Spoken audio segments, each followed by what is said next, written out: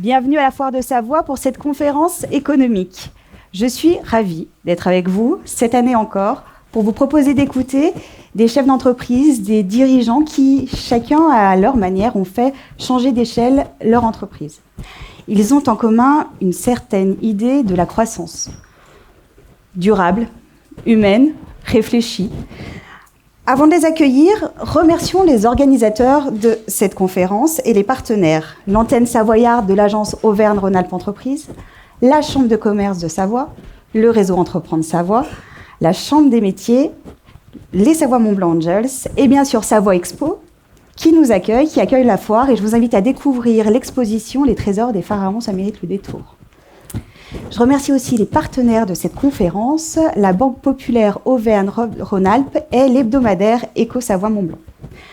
Sans perdre de temps, je vous propose d'accueillir nos invités. On va commencer avec Michel Grebeau, fondateur de l'entreprise Les Trois, Romain Segros, repreneur des entreprises Mécade, Baloki et Bucari, Anthony Veuillet, dirigeant de CIMEF, et bien sûr notre grand invité, Fanny Laitier, cofondatrice de Généo Capital Entrepreneur et auteure du livre, ou plutôt du carnet de croissance pour PME et ETI, comment doubler la taille de votre entreprise.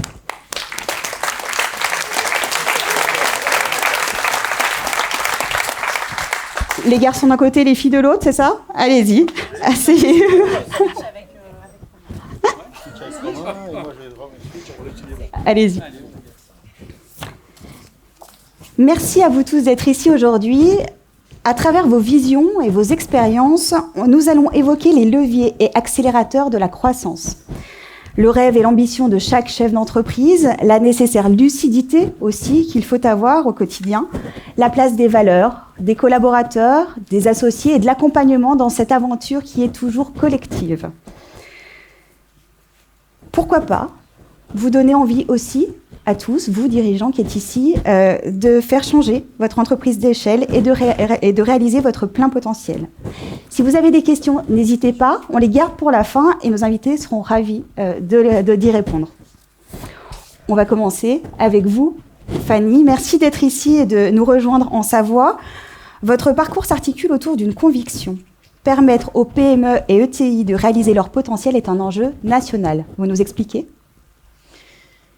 Oui, merci. D'abord, je suis ravie d'être ici pour ce bel événement régional. Je suis très impressionnée par l'affluence, en fait, 400 exposants, 90 000 visiteurs. C'est incroyable de voir une telle énergie en région et puis tout un écosystème qui joue collectif. Donc, ça fait plaisir d'être là. Effectivement, moi j'ai un parcours atypique, haut fonctionnaire, investisseur, banquier, auteur. Vous allez vous dire, mais qu'est-ce qui fait le fil rouge de tout ça? C'est cette conviction que tu évoquais, Justine, cette idée que financer, accompagner nos PME, leur permettre de devenir ces fameuses entreprises de taille intermédiaire, c'est un enjeu national, c'est un enjeu qui est tout simplement celui de l'emploi dans les territoires. Juste pour donner quelques chiffres, on a en France une centaine de grands groupes qui ont leur siège social en France. Ces grands groupes-là, entre 2009 et 2016, ont détruit 90 000 emplois. Pas forcément à travers des grands plans sociaux, toujours, tout simplement parce que leur empreinte géographique mondiale fait que leur effectif France est déjà trop important par rapport à la taille du chiffre d'affaires France dans leur chiffre d'affaires mondial. Sur la même période, 2009-2016, 3 000 entreprises, allez, si on grossit un peu, 5 000, si on compte celles qui appartiennent à un groupe, qu'on appelle les entreprises de taille intermédiaire, qui sont celles qui font plus de 50 millions de chiffre d'affaires, mais qui ne sont pas encore des grands groupes. Ces entreprises-là ont créé 150 000 emplois. C'est 200% de la création nette d'emplois en France. Ça veut dire qu'elles ont compensé les destructions d'emplois par les grands groupes. Et puis, à côté de ça, on a une énergie incroyable dans la French Tech. Quand j'étais chez BPI France, on finançait quasiment toutes les startups. Donc, je peux vous dire qu'il y a à peu près 15 000 startups en France. Et c'est une chance pour notre pays en termes d'innovation. Mais l'impact sur l'emploi, il reste quand même assez marginal. 75% des emplois aujourd'hui en France sont occupés par des PME, TPE, qui en moyenne ont une croissance, on va dire, 0+. Voilà. Donc tout cet enjeu, c'est d'arriver à faire bouger ce tissu-là et d'arriver à insuffler des dynamiques de croissance. Et ma conviction, c'est qu'il y a partout en France, partout dans les territoires, des énergies incroyables qui demandent qu'à être réveillées. Et pour ça, il faut deux choses. Du capital financier, un peu, on pourra en parler, mais beaucoup, beaucoup de capital humain. Et puis, une culture aussi, celle de la croissance, celle du rêve entrepreneurial, qui anime beaucoup, mais qu'on n'extériorise pas forcément. Donc pour faire ça, globalement, j'ai commencé à Bercy et j'ai fait du financement de l'économie, réglementation des banques, assurances, marchés financiers. J'ai, pendant la crise, voulu être aux côtés des entreprises en difficulté. Donc, j'ai dirigé une structure qui s'appelle le CIRI pendant 3 ans, entre 2009 et 2012. C'était un moment où ça tombait assez fort. Et ça a été, je pense, ma vraie école de formation, d'être à côté de chaque entrepreneur pour reconstruire des plans de rebond. J'ai appris beaucoup, cas par cas, chaque cas étant différent. Et comment, en fait, finalement, faire front uni, actionnaires, dirigeants, banques, clients, fournisseurs, pour rebondir. Ça m'a beaucoup formée. Puis je suis partie chez BPI France, une aventure incroyable que la naissance et le développement de BPI France pendant 6 ans. J'ai dirigé les fonds d'investissement PME et j'ai créé des accélérateurs dédiés aux PME. Il y en avait beaucoup pour les startups, il n'y en avait pas beaucoup pour les PME. Aujourd'hui, ce qui m'anime, c'est ça, vraiment aller plus loin dans cette logique de fabriquer des ETI françaises. Et pour ça, j'ai voulu d'abord transmettre, c'est-à-dire rédiger ce livre dont on parlera tout à l'heure. Comment doubler la taille de votre entreprise. C'est pas mon livre, c'est le livre dont l'entrepreneur est le héros. C'est le livre où j'ai rassemblé tout ce que les entrepreneurs m'ont appris et que je me suis senti le devoir de transmettre.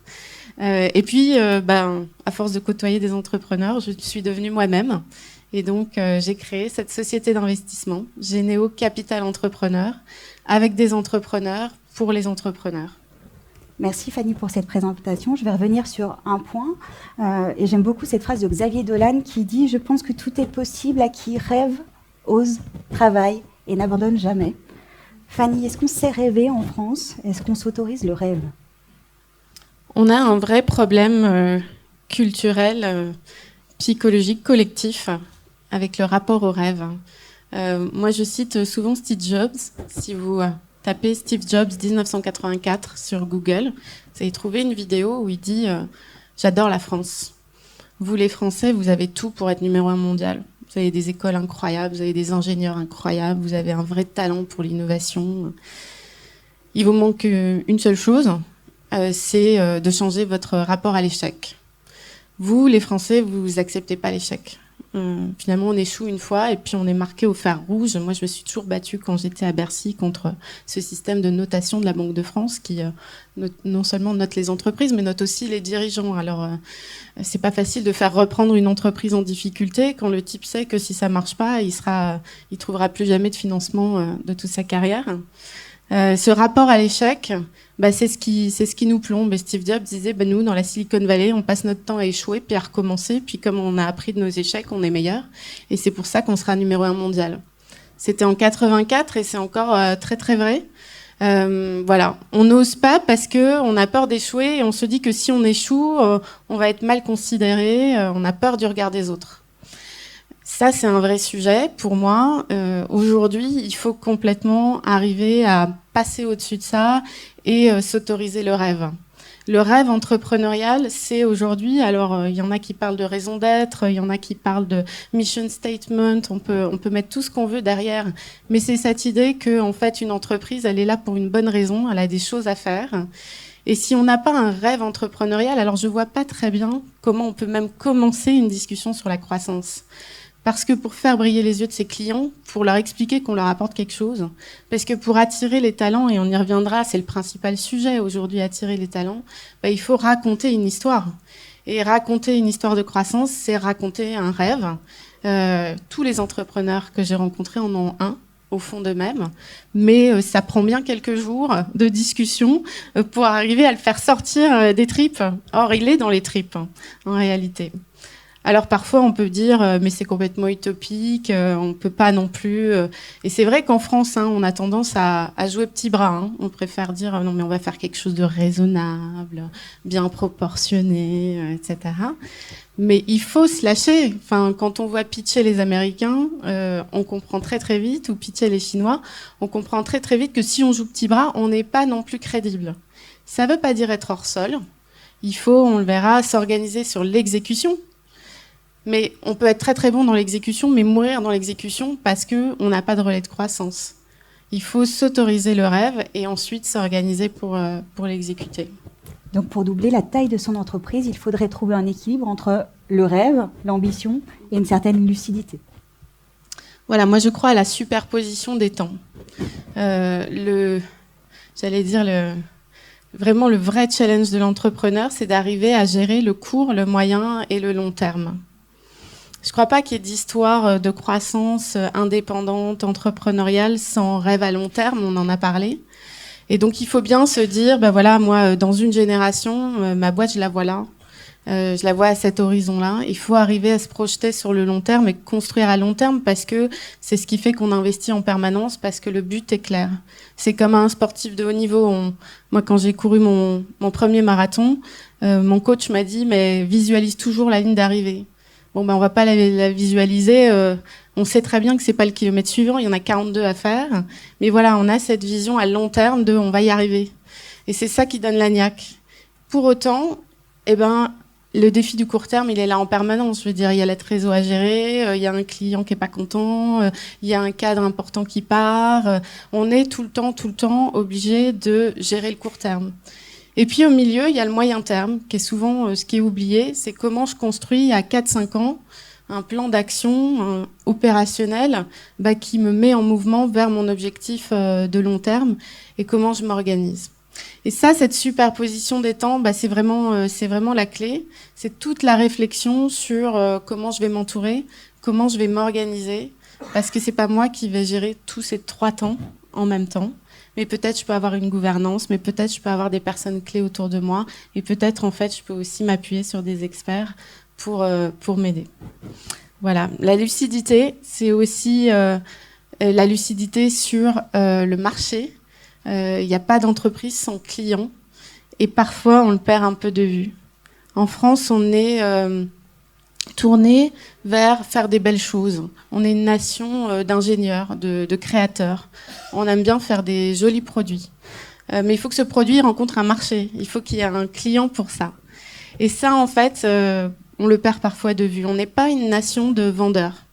On a des grandes écoles de commerce, on a des écoles de commerce régionales tout à fait intéressantes aussi, mais qui sont devenues des écoles de management ou des écoles de finance. Il y a à peine 15% des étudiants en école de commerce qui finissent dans les métiers de la vente ou du marketing. Parce qu'en fait, on ne valorise pas la fonction commerciale. Mais il n'y a pas de croissance sans chiffre d'affaires, et il n'y a pas de chiffre d'affaires sans clients, et il n'y a pas de clients sans culture commerciale. Alors je pense que la lucidité, c'est vraiment d'arriver à en permanence se dire « Ok, mais est-ce que j'ai bien remis le client au centre de mon raisonnement ?»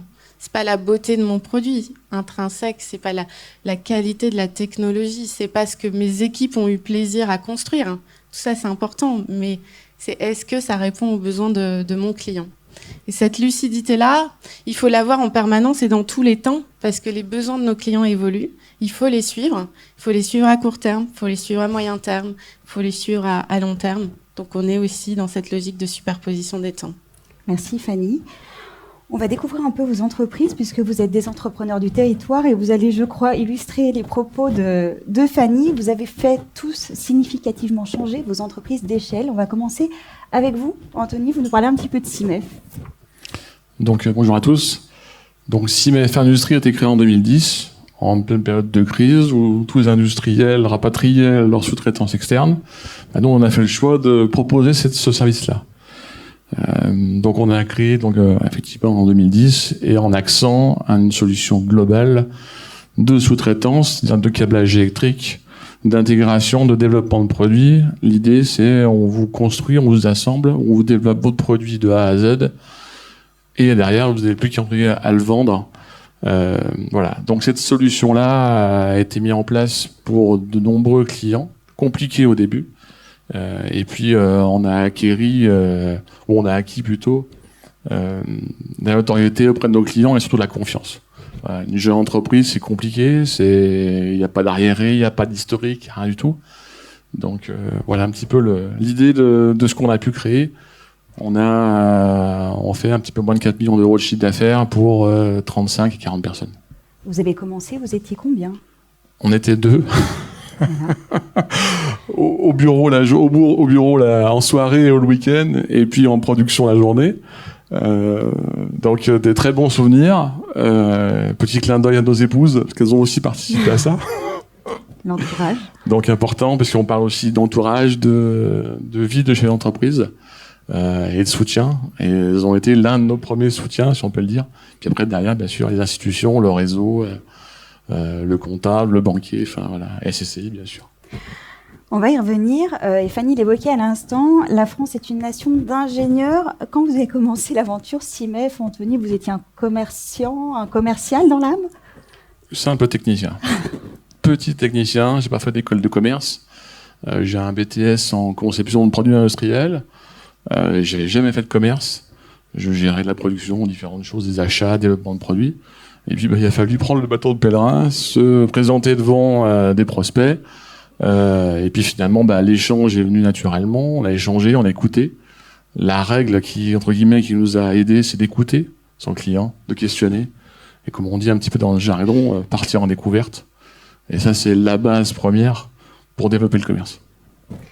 Merci pour votre témoignage. On va passer la parole à Michel de l'entreprise Les Trois. Alors Michel, vous êtes un des fondateurs de l'entreprise Les Trois. Vous nous en parlez aussi un petit peu?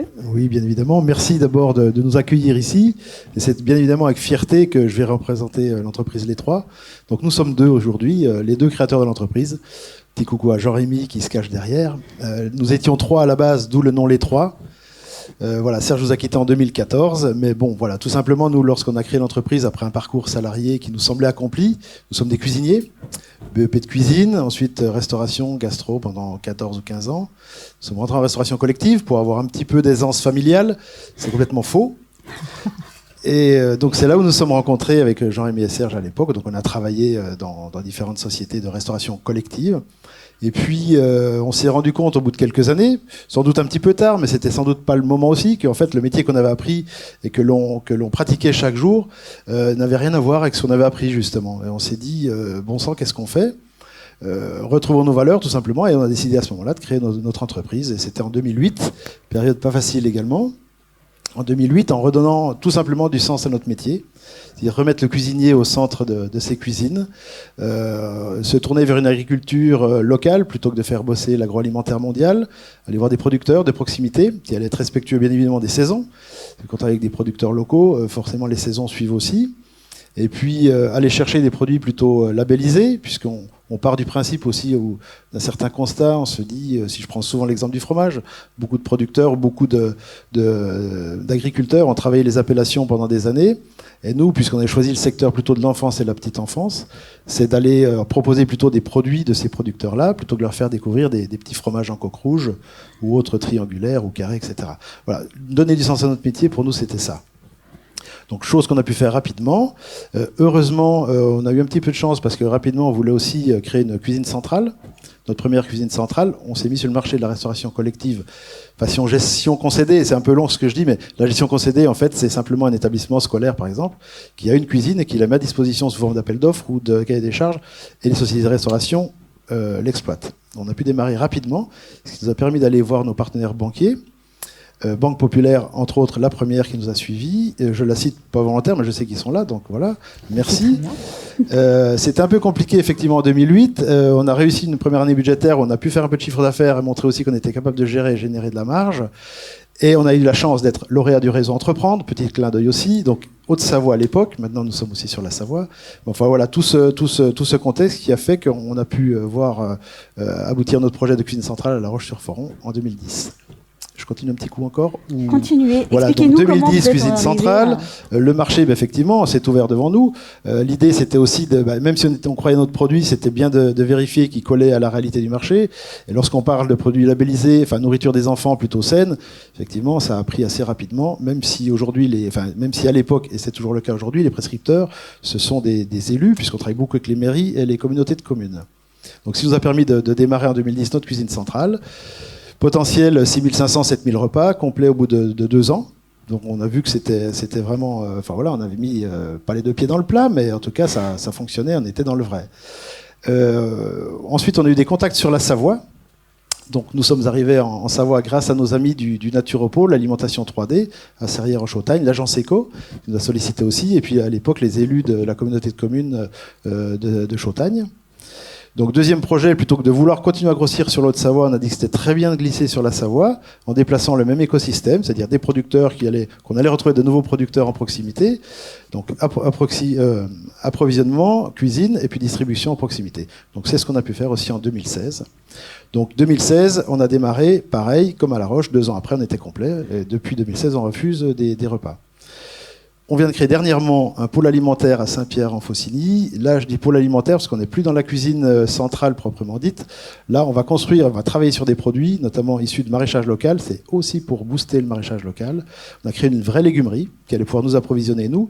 Et comme les 3 ont besoin de ces produits-là, on s'est dit les collèges, les lycées, les maisons de retraite, les hôpitaux, tout le monde parle de produits faits, de produits sains. Nous, on va être là pour leur mettre à disposition ces produits-là. Enfin, mettre à disposition. Les vendre quand même, bien évidemment. Voilà, donc le pôle alimentaire a vu le jour à Saint-Pierre-en-Faucigny. Donc c'était la 3e structure, déjà les saisons. Ah oui, après les 3, les saisons. Les 3 Savoies en Savoie et les saisons à Saint-Pierre-en-Faucigny. Okay. Voilà, donc aujourd'hui, si on parle de repas, quelques chiffres, 22 000 repas par jour, 90% destination du secteur enfance et petite enfance, donc crèche, restaurants scolaires, élémentaires et maternels. 58% de produits bio, 140 personnes. Donc nous, on a commencé, on était 3, un de plus. Donc la multiplication se fait, c'est pour ça que nous sommes 140 aujourd'hui. Non, je plaisante. Mais voilà, donc je disais 58% de produits bio servis chaque jour en volume dans les assiettes des enfants. On parle bien de volume, c'est pas des pourcentages aléatoires sur 5 ou 6 composants de repas. Non, on parle de volume chaque jour en moyenne. Certifié par le contrôle. Voilà, beaucoup de produits labellisés, et puis en direct des producteurs. On travaille avec l'économie locale. Et un business model qui vous différencie un petit peu des autres, parce que je crois que vous vendez finalement des produits de qualité, donc à un prix qui n'est pas forcément le même que vos concurrents. Alors on est un tout petit peu plus cher que les concurrents. Le fait que l'on soit plus cher, c'est pas lié aux produits, puisqu'on va en direct, on est en circuit court, donc on est en direct de producteurs. Donc on a des produits, de très bons produits, à un prix cohérent. Ce qui fait que nous sommes un petit peu plus chers, c'est la main-d'œuvre. Nos cuisiniers cuisinent. Donc c'est plus long à cuisiner des produits que d'ouvrir des sachets et de reconditionner, tout simplement. Alors vous avez une stratégie commerciale qui est un petit peu particulière. On en a discuté en préparant cette conférence et le mot qui nous est venu, c'est la notion d'écosystème ambassadeur. Vous nous expliquez ? Oui, enfin l'écosystème ambassadeur, je l'ai appris par Justine, je ne savais pas que ça existait ce nom-là. En fait, ce sont plutôt nos prescripteurs qui font notre communication, notre publicité. Et en fait, on s'en sert énormément, on s'en est servi depuis le départ. Alors moi, effectivement, j'aurais mis mon fidèle partenaire, était plutôt lui sur la partie ressources humaines, moi sur la partie commerciale. Je suis cuisinier, donc... comme toi, hein, aucun lien commercial. Simplement, quand on aime son produit, qu'on aime ce que l'on fait, qu'on aime les gens avec qui on va partager ses repas, c'est beaucoup plus facile. Et derrière, effectivement, si les enfants sont contents, ils vont le dire aux parents. Les parents vont être contents, ils vont le dire à leur mère, enfin leur mère de commune ou président de Comcom, etc. Et en fait, nous, quand on a un nouveau client qui nous appelait, je dis qui nous appelait parce qu'aujourd'hui, il nous appelle toujours, mais on est complet pour le moment. Pour le moment, parce qu'on ouvrira une 3e structure, enfin une 2e en Savoie, monsieur le président. Voilà, donc l'idée, ce sont les mères qui s'appellent entre eux, qui communiquent entre eux, comme le font les parents d'élèves, comme peuvent le faire les enfants. Merci pour ce témoignage. On va parler d'un autre accélérateur de la croissance, c'est la croissance externe avec vous, Romain. Je l'ai appris dans le livre de Fanny, 35% des PME qui ont réalisé une opération de croissance externe y recourront de nouveau. Romain, ça vous parle ? C'est quoi PSI ? Oui, ça me parle un petit peu. Donc bonjour à tous. Donc effectivement, je suis le dirigeant d'une société industrielle qui s'appelle PSI, Perform Spirit Industrie, et qui détient aujourd'hui 3 sociétés d'exploitation. Aujourd'hui, nous employons 140 salariés environ, on fait entre 13 et 14 millions d'euros de chiffre d'affaires. On est des usineurs, donc notre métier c'est le tournage, le fraisage, la rectification et le traitement thermique. On est spécialisé dans le métier de la moyenne et de la grande série, ça veut dire qu'on s'oriente quasi obligatoirement vers de gros donneurs d'ordre, des gens comme, voilà, d'un point de vue un peu local, on a des gens comme Stobli, on a des gens comme SNR, on travaille avec des gens comme Valouret, comme Caterpillar, etc. Et voilà, donc moi j'ai acquis une première société en 2015 qui s'appelle Méca de Savoie Industrie, qui était une société qui faisait à l'époque 5 millions d'euros de chiffre d'affaires, qui était une société, on va dire, un petit peu en difficulté, c'est-à-dire que moi j'ai identifié cette cible comme étant voilà, une entreprise avec un savoir-faire important, mais un niveau d'activité qui était nettement insuffisant, un niveau de rentabilité, bien entendu, un peu à la mesure de son chiffre d'affaires, on va dire. Donc, quand j'ai repris cette société, l'objectif, c'était de rebooster un petit peu tout ça à travers une vaste réorganisation de notre méthode de travail. Et puis, une fois que ce projet-là avait été déployé, l'idée, ça a été, bien sûr, d'aller en faire profiter nos clients et d'aller se redévelopper. Donc, donc l'aventure a démarré pour moi en 2015 avec une première société. Rapidement derrière, quand les choses ont commencé à se mettre un petit peu en musique, on a été confronté quasiment à une surcharge de travail. Et puis à ce moment-là, on était sollicité par une autre société du coin. Donc nous, on est autour d'Albertville, Méca de Savoie est sur Frontenex. Et on a été sollicité par une société qui est sur Ugine, qui elle était en difficulté également. Elle venait de perdre son principal client. Et donc, les dirigeants souhaitaient trouver une solution de transmission et de pérennité, on va dire, sur leur entreprise. Et effectivement, comme nous, on était dans une phase, déjà de redéveloppement et presque un petit peu aussi bizarrement que ça puisse paraître, au bout de 2 ans de surcharge d'activité. Et effectivement, on s'est appuyé sur cette capacité supplémentaire qui s'offrait à nous, matérielle, humaine, au niveau de la surface utile également, dans un métier qui était très complémentaire au nôtre, donc qui nous donnait également la possibilité finalement d'élargir un petit peu notre éventail de savoir-faire. Donc voilà, on a mis un petit peu tout ça en musique. On a acquis cette deuxième société finalement en 2017. Et puis une année plus tard, je suis rentré en contact avec un de mes concurrents directs, là aussi pour des raisons à nouveau de surcharge d'activité. Ce concurrent direct qui était situé dans la même zone industrielle que nous est devenu un de mes sous-traitants. J'ai commencé à lui sous-traiter un petit peu d'activité. Et puis de fil en aiguille, à travers un peu des discussions finalement client-fournisseur, je me suis aperçu que le dirigeant souhaitait lui aussi trouver des solutions de transmission parce qu'il arrivait à l'âge de se poser ce type de questions. Donc moi bien évidemment que ça m'a intéressé pour les synergies que ça pouvait nous apporter. Quelque part aussi pour reprendre un petit peu la main sur une société qui était concurrente et qui aurait pu encore plus me concurrencer si toutefois quelqu'un d'autre prenait la main dessus. Donc aujourd'hui, on est dans une aventure qui fonctionne plutôt bien, où de trois sociétés un petit peu en difficulté il y a quelques années en arrière, on est dans quelque chose qui marche beaucoup mieux aujourd'hui. Rien n'est acquis, on est des sous-traitants et ça reste des métiers qui sont quand même compliqués, dans lesquels il faut se battre chaque jour. Mais on est passé d'une première société qui faisait 5 millions d'euros de chiffre d'affaires à sur 2018 3 sociétés qui consolidées font un peu plus de 13 millions et demi d'euros de chiffre d'affaires et avec 140 salariés. Voilà, donc on va essayer de continuer un petit peu dans la même direction. Voilà. Merci Romain. Fanny, la croissance externe, c'est le moyen finalement le plus rapide de doubler la taille de son entreprise. Pourquoi cette croissance externe, finalement, c'est assez peu utilisé en France ? Oui, c'est assez peu utilisé, mais comme je dis souvent, essayer, c'est l'adopter. Il y a beaucoup de raisons de faire de la croissance externe. On peut, comme l'a fait Romain, récupérer des capacités de production. On peut acquérir de l'innovation. On peut acquérir des compétences intéressantes, on peut renforcer ses positions concurrentielles, conquérir de nouvelles géographies. on peut aussi tout simplement vouloir avoir une taille critique plus importante, et c'est important dans les filières où les donneurs d'ordre poussent parfois à la consolidation, et où on sait que si c'est pas nous qui sommes à l'achat, on sera racheté. Et donc voilà, il y a tout un tas de stratégies de croissance externe qui sont possibles. Il y en a une seule qui, pour moi, n'est pas possible, c'est de faire de la croissance externe parce que la boîte commence à s'essouffler un petit peu et que ça va moins bien qu'avant. Je dis souvent que la croissance externe, en fait, est complémentaire de la croissance organique et qu'il faut faire les deux. Pourquoi il faut faire les deux ? Parce que la croissance externe, je pense que Romain pourra en témoigner, ça mobilise énormément de temps et d'énergie du dirigeant. Et donc, il faut que l'entreprise de départ soit saine et il faut qu'elle puisse tourner un petit moment sans l'implication à 200% du dirigeant qui, lui, va avoir beaucoup à faire sur beaucoup de sujets. Parce que la croissance externe, c'est d'abord et avant tout une entreprise humaine.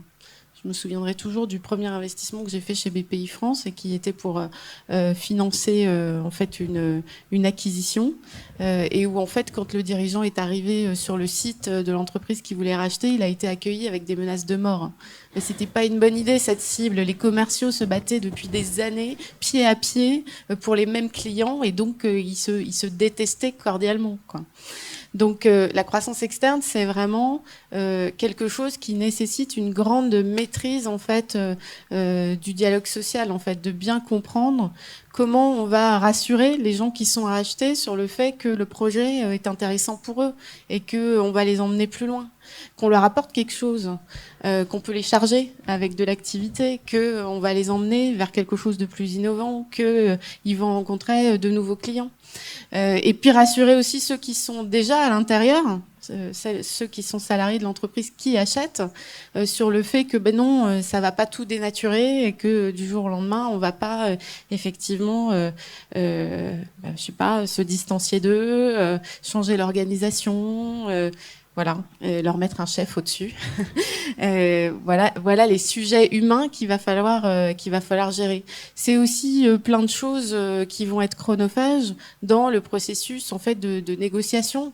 Quand on l'a jamais fait, en fait, c'est pas évident de savoir proposer le juste prix, de savoir comment associer le cédant à la suite. Est-ce que c'est plutôt bien qu'il accompagne ? Est-ce qu'il vaut mieux qu'il sorte vite ? Et puis il faut construire le financement. Et tout ça, ça mobilise énormément de temps et d'énergie.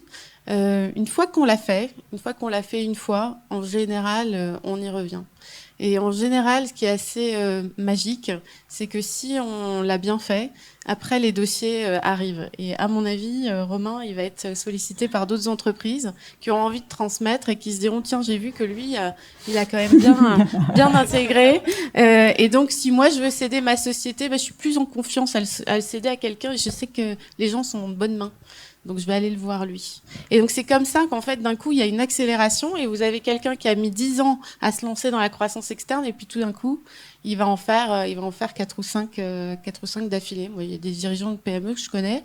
Chaque année, ils en font 2-3. Puis c'est devenu en fait un petit peu la manière de, mais sans jamais, et ça c'est hyper important, sans jamais sacrifier la croissance organique.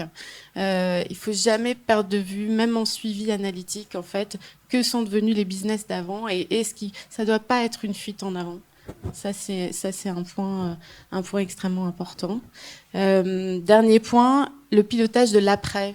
En fait, avant même d'acheter, en général, on achète parce qu'on pense qu'il y a des synergies. On pense qu'on va faire des synergies de coûts, on pense qu'il va y avoir des synergies commerciales.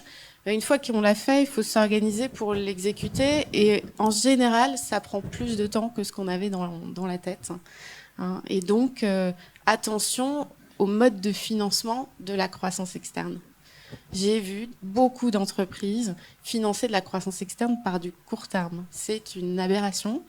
Mais bon, on se dit, on a la trésor, allez hop, on y va. On tire sur ces courts termes pour financer une croissance externe.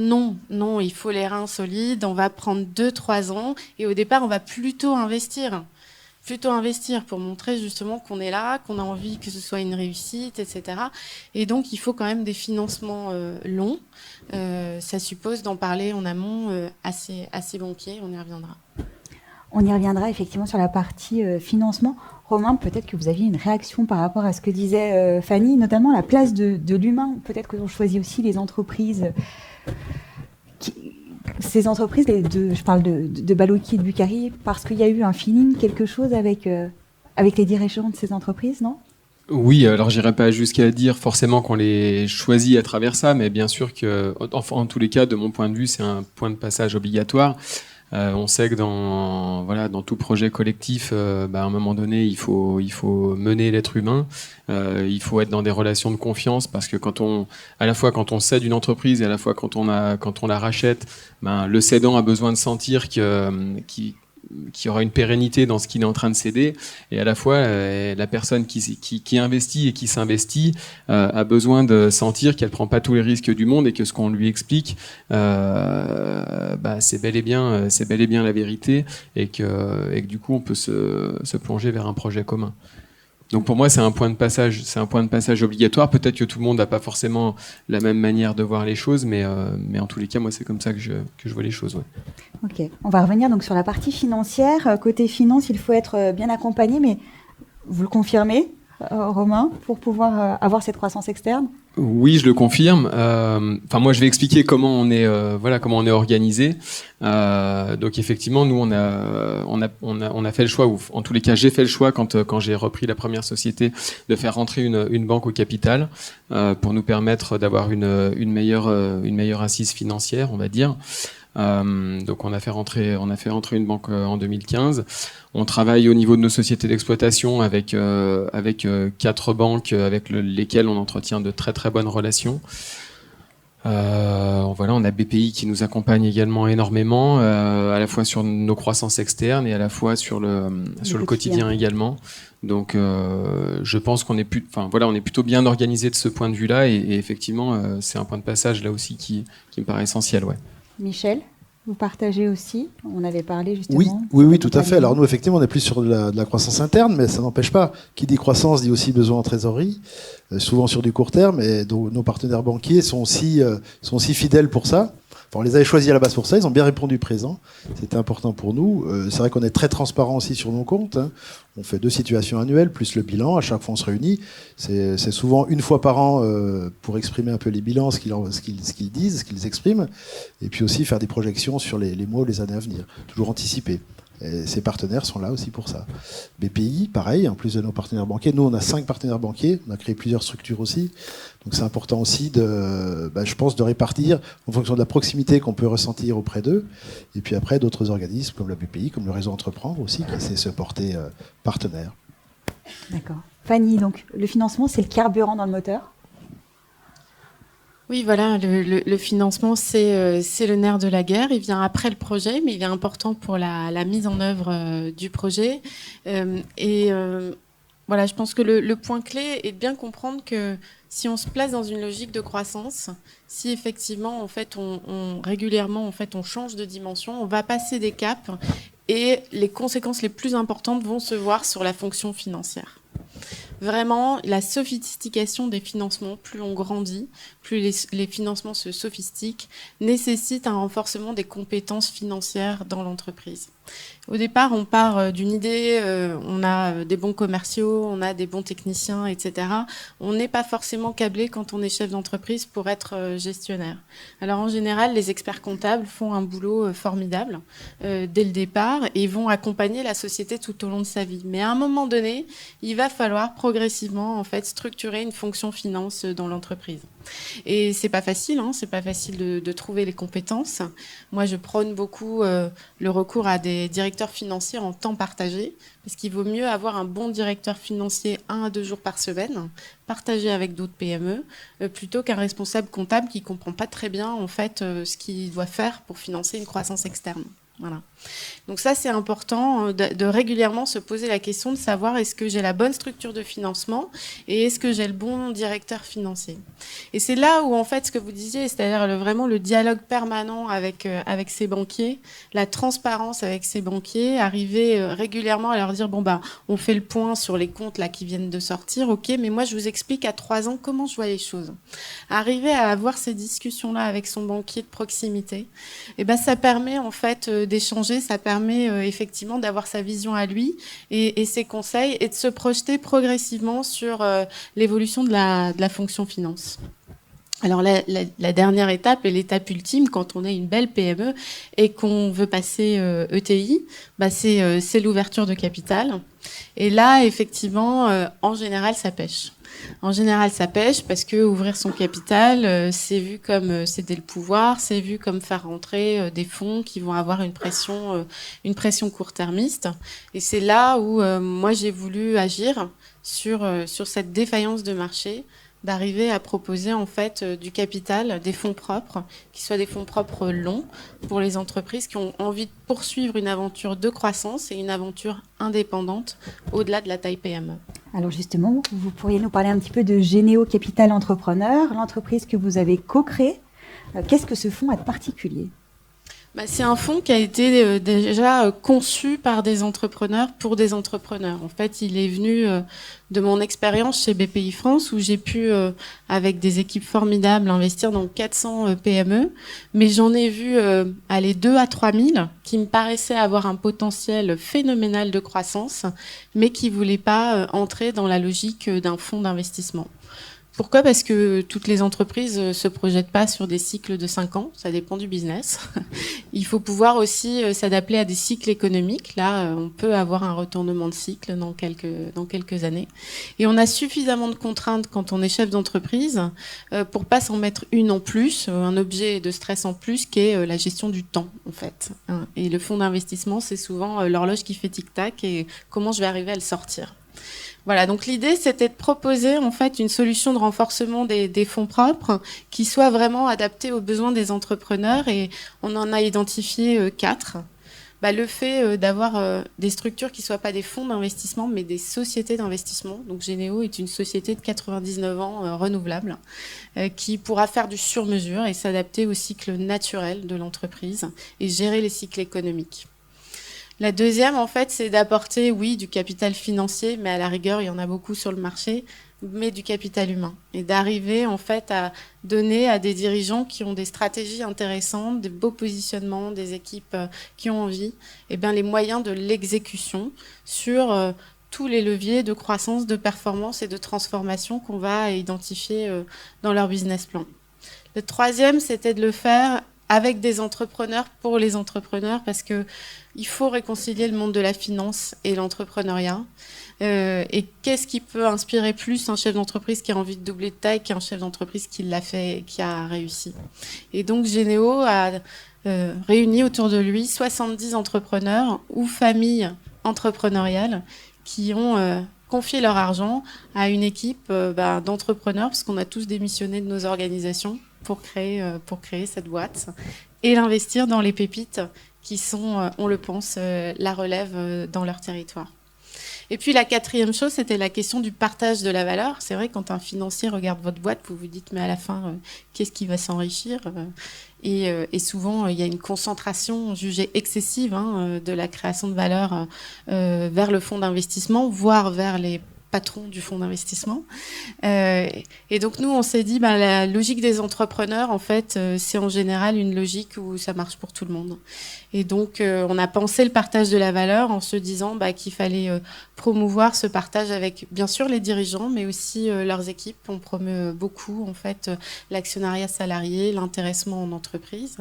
Partager la valeur avec les actionnaires qui ont investi chez nous et qui mettent leur argent au travail pour permettre ces histoires. Et puis rendre, parce que je pense que tout entrepreneur, en fait, serait très bien qu'il reçoit beaucoup, alors quand il reçoit, il rend. Et nous, on rend au territoire en affectant une partie de la création de valeur à la création d'entreprises dans les territoires où on est actif. Un joli fond que je vous invite à découvrir. Nous avons donc évoqué le rêve, la nécessaire lucidité, la performance commerciale, la croissance externe. Tous les trois dirigeants, et Fanny, dans votre livre, vous en parlez beaucoup, il y a un pilier qui revient très régulièrement, c'est que la réussite, c'est une aventure collective. Oui, je disais tout à l'heure que l'entrepreneur est un sportif de haut niveau et tous les sportifs savent que pour gagner, il faut jouer collectif. Savoir s'entourer, c'est essentiel quand on veut réussir. Il y a des gens qui sont brillantissimes, mais qui sont des loups solitaires. Ça marchera un moment. C'est vrai, ils peuvent avoir des très belles performances quelques années. Mais en général, c'est pas des aventures de long terme. Parce que en fait la solitude de l'entrepreneur, d'abord c'est pas bon pour l'entrepreneur parce que la santé des dirigeants c'est un vrai sujet dont on parle pas beaucoup, qui est un peu tabou, mais dont je parle dans mon livre parce que je l'ai vécu. Voilà, le burn-out c'est pas un mythe. Alors on le cache un peu, on dit pas, etc. Mais quand même, la solitude du dirigeant, ça veut dire assumer le stress sur soi seul, c'est pas très bon. Et puis la solitude du dirigeant, ça veut dire aussi qu'on va pas lever le nez du guidon. On va pas voir arriver les disruptions technologiques, on va pas voir arriver les concurrents, on va pas voir arriver finalement les modifications des structures de marché.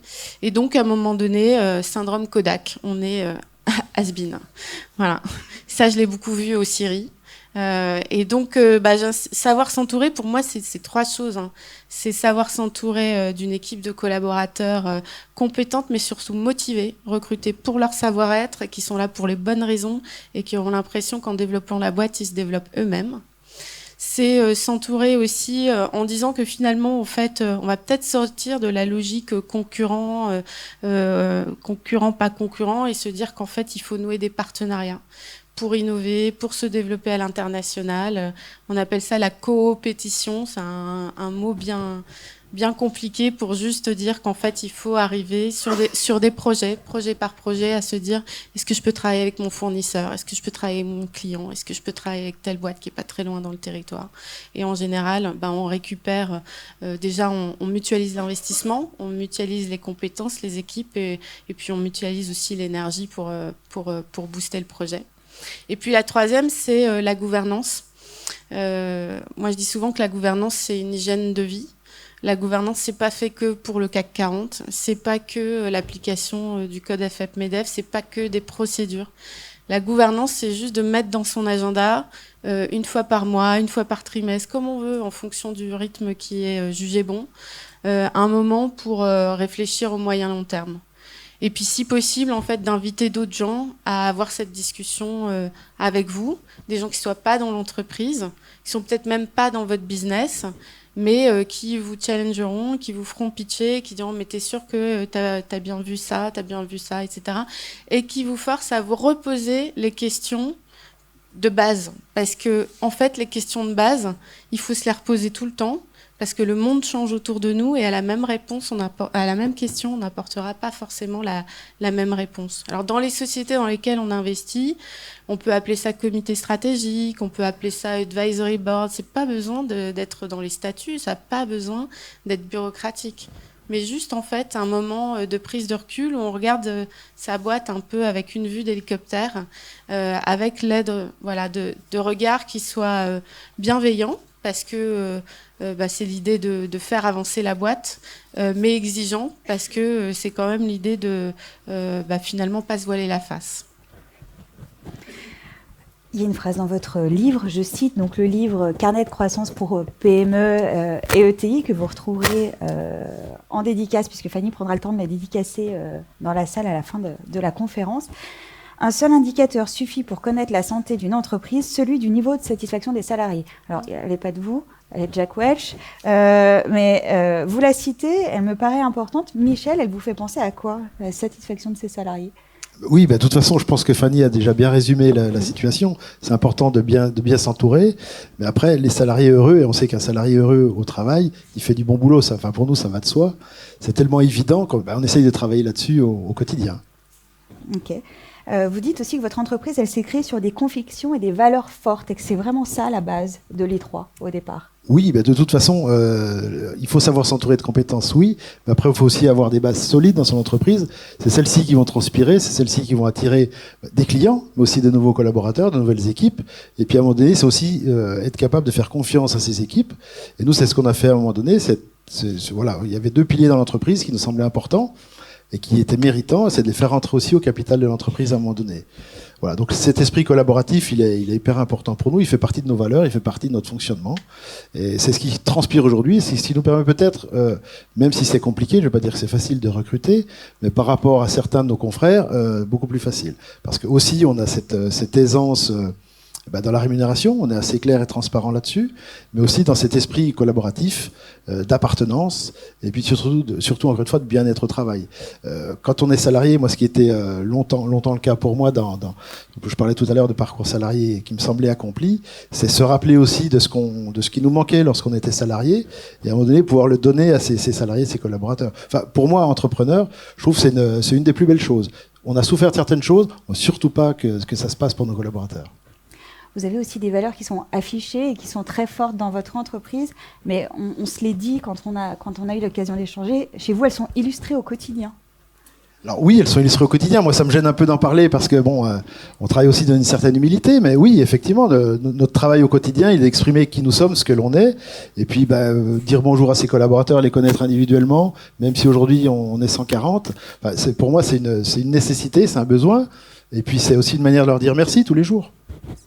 Merci. Fanny, vous retrouvez chez les entreprises que vous rencontrez, qui vous entourent, ce besoin de donner du sens, ou en tout cas de travailler bien sûr l'expérience client, mais tout autant l'expérience des collaborateurs? Oui, l'expérience collaborateur, pour moi aujourd'hui, c'est la clé parce qu'on est dans une guerre qui est vraiment une guerre pour les talents.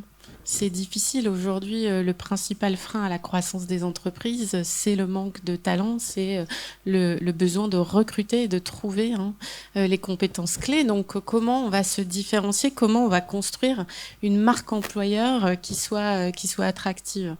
Alors, je le disais, pour moi, ça part déjà de l'histoire qu'on raconte et du rêve qu'on est capable de vendre à ces jeunes qui en renversent aujourd'hui les entretiens de recrutement en vous disant « mais qu'est-ce que vous me proposez au fond ?» Donc, de l'autonomie, des projets, du développement personnel, etc. Et puis, cette idée d'expérience collaborateur, je l'ai trouvée intéressante. Elle m'a été soufflée par un chef d'entreprise qui me disait « mais c'est incroyable ce que les stagiaires, les intérimaires, les prestataires avec lesquels on travaille, qui peuvent passer pas mal de temps dans nos murs, en fait, mais sont ceux qui nous aident à trouver des talents demain. Parce que ce sont nos ambassadeurs. Parce que si quelqu'un a passé ne serait-ce que 3 mois, 6 mois dans votre entreprise et que finalement ça s'est bien passé, il en a bien compris l'ADN, il va en parler autour de lui et le bouche à oreille fonctionne et finalement ça devient vos ambassadeurs. J'ai testé ça, du coup, quand j'étais chez BPI France, on avait mis en place un programme qui s'appelait Happy Trainee pour nos stagiaires et on réunit régulièrement nos anciens stagiaires pour un petit pot festif et puis on leur dit voilà ce qu'on recrute en fait et ça fonctionne en fait et ça fonctionne encore aujourd'hui. Si j'ai besoin de recruter parce que je souhaite être à parité dans ma société et recruter des femmes dans le capital investissement, c'est pas évident, mais j'ai tout un réseau de gens qui ont été mes stagiaires, qui sont passés en CDD, avec qui on a pu collaborer sur des projets, etc. et qui sont des prescripteurs pour mon entreprise. Donc ne jamais négliger en fait finalement comme un client l'image qu'on donne. La marque employeur, elle n'est pas différente de la marque commerciale. C'est la même en fait. C'est le projet d'entreprise. On le vend à son client aussi bien qu'à ses collaborateurs, aussi bien qu'à ces personnes qui passent et qui reviendront peut-être et qui parleront de vous. Et cette expérience collaborateur, on la voit un petit peu aussi au quotidien dans vos entreprises. Anthony, chez CIMEF, l'attention au bien-être du collectif, ça passe par quoi? Des choses très simples. Déjà, le confort au travail. On a des employés qui passent la plus grande partie de leur journée au travail. Donc, essayons de leur apporter un confort. Ça passe par l'éclairage, la climatisation, des postes de travail ergonomiques. Et puis aussi on les fait participer. C'est important de leur dire on fait une tâche comme ça de là à là et si on fait comme ci comme ça peut-être que c'est mieux. Et effectivement les salariés ou les prestataires externes, intérimaires et autres participent aussi et ramènent du sang neuf, d'autres idées, puisque effectivement en tête dans le guidon ou par habitude c'est compliqué d'avoir un recul nécessaire constant pour se dire si on faisait ça on améliorerait. Donc, il faut avoir la dextérité d'esprit de se dire, de se remettre en question. Ok, essayons. On peut se tromper. On a le choix. On a le droit chez nous de se tromper. Voilà, mais et derrière d'avoir cet état d'esprit où tout le monde peut collaborer ou au moins échanger. Voilà. Puis je reviens juste une petite parenthèse. Effectivement, le geste de tous les matins, saluer l'ensemble du personnel. Attention, un clin d'œil, comment ça va. Ça permet de savoir aussi beaucoup de choses dans l'entreprise. Et puis des fois, des choses anodines qui peuvent, nous paraître anodines, sont des fois aussi importantes pour le personnel. Donc aussi, on peut contribuer à changer un petit curseur. Et pour faire un bonheur, on gagne beaucoup de choses. Voilà. Vous avez raison, Romain. Je crois que nous, on avait évoqué ensemble la culture du rugby, notamment, qui jouait sur votre manière de fonctionner dans l'entreprise. Oui, effectivement, le rugby, ça fait partie de ma personnalité, parce que j'y ai joué 25 ans, donc j'ai quelques petites valeurs qui me sont un peu restées. Un petit peu le sens du combat collectif, on va dire, et puis de la confiance, c'est ces deux valeurs qui me sont relativement chères. Donc c'est pareil, dans le management du quotidien, on essaye aussi, comme on sait que les escaliers se balayent par le haut, il faut aussi être capable de donner le tempo à ce niveau-là. C'est pareil, hein, nous on essaye de manager notre entreprise de la manière de la plus grande proximité possible, on va dire. Donc ça veut dire que moi-même et l'ensemble des managers sont énormément présents dans les ateliers, on connaît tout le monde, on est proche du terrain, on sait ce qui se passe dans notre entreprise, on corrige, on modifie, on reprend des décisions chaque jour. Et puis là on initie une démarche un peu à la mode aussi, tout le monde en a un petit peu parlé, mais de la marque employeur, du collaborateur ambassadeur. Je pense que c'est quelque chose d'important. Ça aussi, c'est quelque chose dont je parle souvent, mais c'est vrai que moi, j'ai en tête qu'une entreprise de sous-traitance industrielle en usinage ne se manage pas du tout de la même manière que se pourrait se manager une entreprise, j'imagine, comme Apple ou comme Google. Donc, voilà, je sais que le management participatif est quelque chose là aussi de très important qui est à la mode. Ça peut aussi avoir une certaine limite. Donc nous on initie un projet qui va nous permettre de nous centrer sur notre activité, sur notre travail, sur nos valeurs, sur où sont nos points de passage, de faire participer l'ensemble des collaborateurs sur ces problématiques-là aussi, et de faire en sorte que tout le monde soit un peu partie prenante dans j'imagine peut-être aussi ce qu'on va écrire, ce qu'on va s'écrire, ce qu'on va se dire entre nous, les objectifs qu'on va se fixer, etc. Voilà. Michel, vous l'avez déjà évoqué, vous avez parlé un peu de la gouvernance, du fait d'avoir intégré des salariés, des collaborateurs dans la gouvernance de l'entreprise. Avant de revenir à vous, Fanny, vous utilisez le mot de cerveau collectif, qui est un mot de Carnegie, en parlant de cette gouvernance, c'est ça, et de l'accompagnement.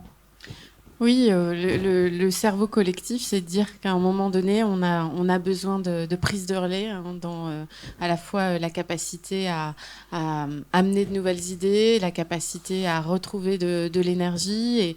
Et on parlait de la solitude du dirigeant. Un dirigeant a besoin de sentir qu'autour de lui, il y a un cerveau collectif qui fonctionne. Et pour ça, en fait, il faut que les gens se voient pas seulement comme salariés, pas juste comme employés, en fait, et ils attendent pas du chef d'entreprise juste en fait que si on fait bien le boulot, il y a notre salaire qui tombe à la fin du mois. Il faut qu'ils se sentent partie prenante. Alors on en a déjà parlé, mais je tiens à enfoncer le clou. Qui dit croissance dit partage des fruits de la croissance. Et moi, je crois beaucoup au dispositif d'intéressement, de participation, d'actionnariat salarié, parce qu'à un moment donné, ça change complètement le comportement en fait du collaborateur.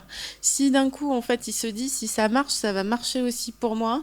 Et puis, je suis intéressée à la performance, je suis intéressée aux résultats, j'y contribue.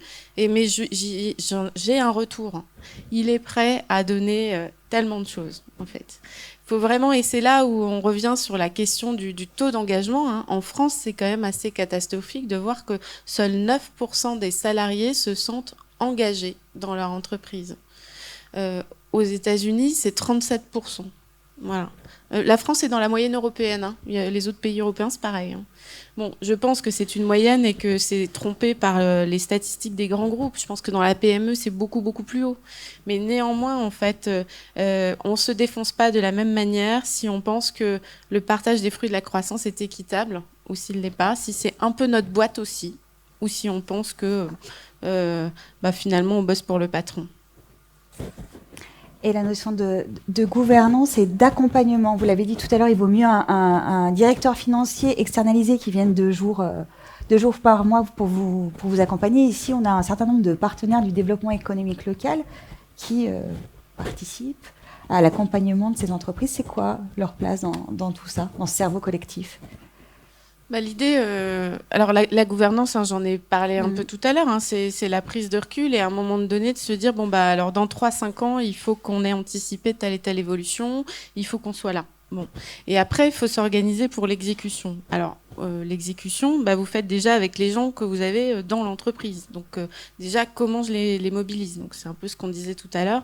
Moi, je pense que, voilà, c'est pas que le bâton, il faut aussi la carotte. Il faut que ça leur rapporte en termes de développement personnel et en termes financiers, parce que la valeur est partagée. Et puis, dans l'entreprise, il n'y a pas toutes les compétences, parce que précisément, le sujet de la PME, c'est ce sujet du capital humain. Alors, on va essayer d'importer des compétences dans l'entreprise dans le cadre d'un projet bien construit. Et là, ça peut prendre différentes formes, en fait. Chez Généo, on pousse 3 types de compétences dans les entreprises. On propose des gens qui interviennent en temps partagé, parce que moi, j'ai tendance à dire que c'est du temps augmenté. Parce que comme les types, en fait, ont déjà fait 10 000 fois l'implantation d'un ERP, ils ont déjà plusieurs fois, en fait, mis en place une gestion des compétences, ils ont déjà fait X déménagements d'usines. Ils le font une fois pour vous, mais enfin, ils l'ont déjà fait souvent pour d'autres. Et donc, ce temps qu'ils passent pour vous, 1 jour par semaine, en fait, ça a la valeur de 3 à 4 jours par semaine pour quelqu'un qui découvrirait le sujet et qui serait moins adapté, plein de bonne volonté, mais pas adapté. Donc sur les compétences RH, finance, système d'information, digital, c'est vraiment une bonne solution, une solution qui se développe, notamment avec les gens qui ont quitté des grandes organisations et aujourd'hui préfèrent travailler pour plusieurs PME parce qu'ils trouvent ça beaucoup plus gratifiant et sont prêts à mettre leurs compétences dans ce type de projet. Il y a effectivement en fait être capable de fournir, et ça on essaye aussi, des gens qui vont être dans une logique de pilotage de projet en mode transitoire. Donc effectivement, quelqu'un qui va venir 6 à 9 mois pour prendre un grand projet, vous n'allez pas l'embaucher en CDI, parce qu'une fois que le projet est fini, il n'a pas vocation à rester. Mais il y a en fait des managers de transition sur les sujets industriels, informatiques, qui peuvent être des compétences d'appoint très, très utiles. Et puis enfin, le monde du conseil. Alors le sujet du monde du conseil, c'est que c'est un peu un maquis. Donc quand on est une PME, on sait pas trop où frapper. Donc nous, ce qu'on a fait, c'est sur les sujets qui sont listés dans le livre, vraiment essayer d'avoir des gens extrêmement pointus. C'est-à-dire que méfiez-vous du gars qui vous dit non mais moi je peux vous faire tout le commercial, il n'y a pas de problème. Non, parce que en fait, est-ce que c'est quelqu'un qui sait vous faire gagner des appels d'offres grands comptes ? Est-ce que c'est quelqu'un qui sait vous faire gagner des marchés publics ? Est-ce que c'est quelqu'un qui va savoir vous aider à travailler la tarification, le pricing ? Est-ce que c'est quelqu'un qui peut rebooster vos commerciaux, etc. C'est complètement différent. Donc il vaut mieux un expert très très pointu, très spécialisé, plutôt qu'un homme à tout faire qui va vous expliquer qu'il peut tout faire, mais en fait il fera surtout des slides. Michel, votre entourage, alors il ressemble à quoi ? Vous avez dit tout à l'heure que vous aviez ouvert votre capital. Vous avez aussi 2 niveaux de gouvernance chez vous ? Oui, deux niveaux de gouvernance. Oui, c'était aussi justement pour intégrer davantage de personnes proches du terrain. C'est pas la peine d'avoir une gouvernance trop éloignée du terrain, ça sert à rien. Même si les associés sont des gens de terrain aussi, à un moment donné, c'est bien d'avoir des relais peut-être pour nous vis-à-vis du collaborateur entre guillemets lambda, parce que des fois certains n'osent pas forcément s'exprimer directement auprès de nous, et c'est important aussi d'avoir des relais qui peuvent marcher dans les deux sens. C'était juste une méthode pour mettre les gens à l'aise au cas où. Anthony, vous êtes alors un petit peu moins nombreux dans votre structure et pourtant vous me parliez d'un réseau de dirigeants français avec qui vous échangez aussi régulièrement et qui fait partie de votre entourage.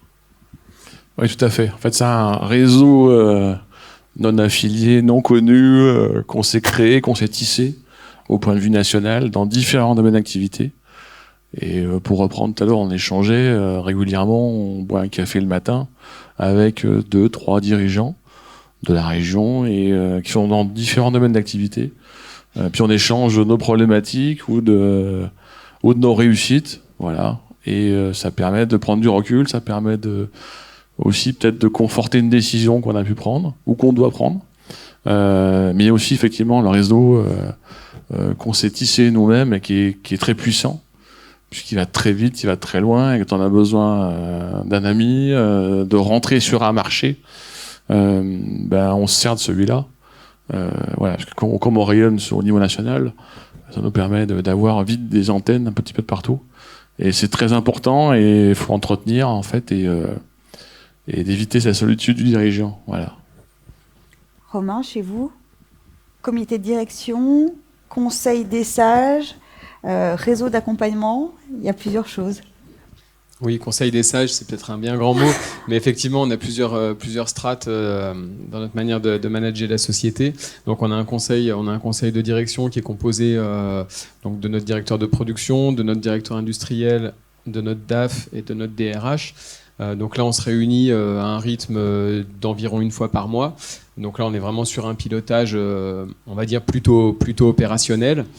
Parallèlement à ça, donc j'ai créé également un conseil de surveillance quand j'ai repris la société.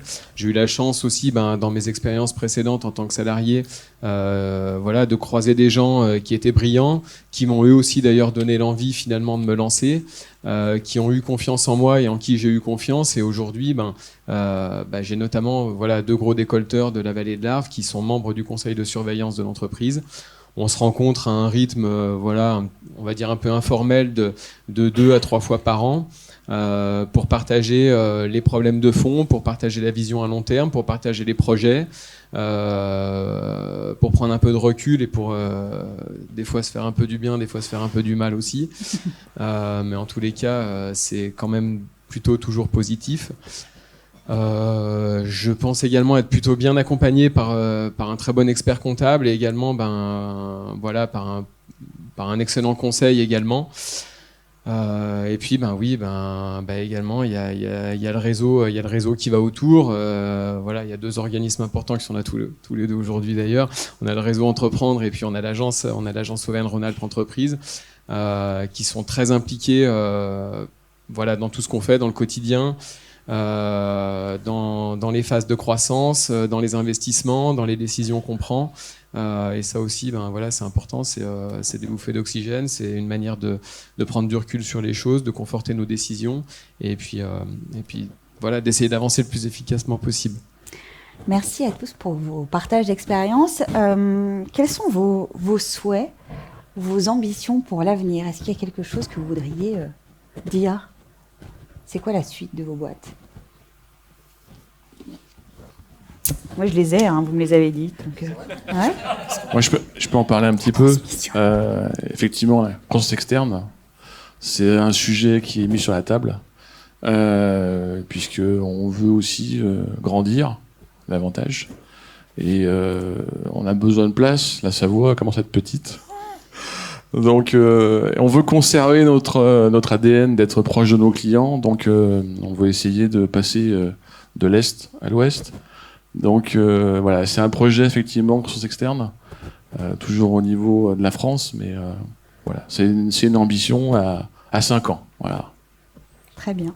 Michel, vous êtes encore un très jeune chef d'entreprise. Oui, merci de le souligner. Mais il n'empêche que vous commencez à réfléchir à certaines choses. Oui, voilà, il y a 2 choses. Bon, certes, la transmission, ça s'appelle comme ça.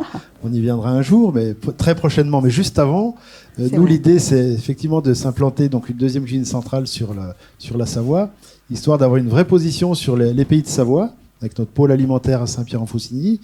Et puis ensuite, montrer, j'irais même prouver qu'on est capable, sur 2 départements, de poser un véritable écosystème alimentaire, propre, sain, très transparent dans la traçabilité, dans les produits utilisés, etc.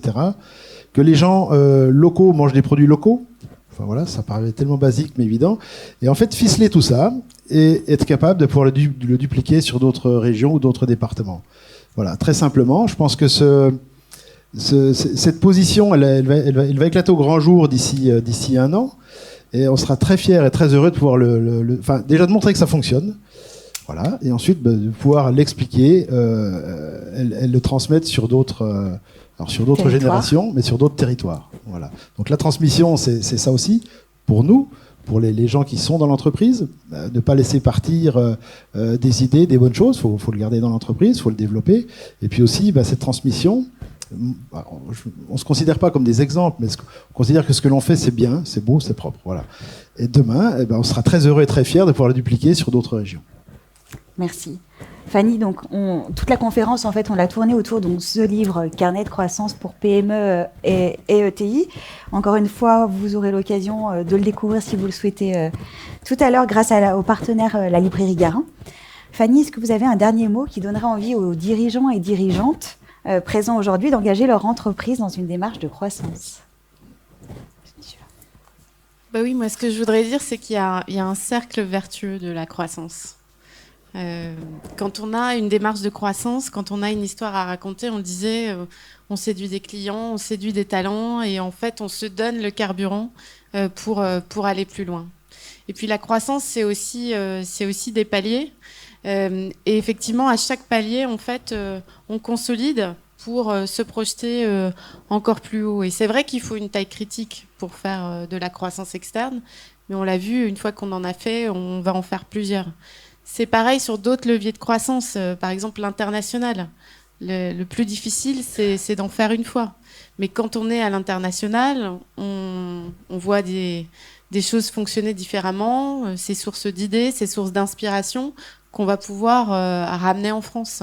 Et donc, en général, une fois qu'on a fait un pays, on en attaque plusieurs. Voilà. Donc, c'est une succession de paliers. Voilà. À chaque étape de croissance, la croissance, c'est une transformation, hein. Donc, à chaque étape de croissance, il faut travailler la performance, la résilience, jamais perdre de vue la rentabilité, jamais dévier en fait de ses valeurs aussi. Faut pas dénaturer le projet. Il faut arriver à rester aligné dans le projet qui était le projet de départ, dans la vision de long terme qu'on avait. Mais c'est vrai qu'il y a ce cercle vertueux qui me permet de dire que voilà, essayer, c'est l'adopter, et oser, ça vaut la peine. C'est le sourire aussi sur les lèvres des collaborateurs. Évidemment que l'ambiance en entreprise, le bien-être au travail est très très corrélé à la croissance de l'entreprise et à la dynamique. Voilà, donc à la fois pour des raisons, je pense, personnelles, et puis pour des raisons de performance et d'efficacité, la croissance, c'est vraiment une aventure qui mérite d'être tentée. Voilà, c'est aussi pour le territoire. Au-delà de ça, qu'est-ce qu'on va laisser quand on va transmettre? On laissera une entreprise en fait, voilà, qui tient debout. On laissera en fait des salariés qui sont motivés. On contribuera à avoir de l'impact dans un territoire où on est engagé. Voilà, je crois que la croissance, c'est vraiment une belle aventure, et j'espère que beaucoup d'entre vous auront envie de la tenter. Merci à tous les quatre pour vos témoignages. Je pense qu'ils méritent d'être applaudis.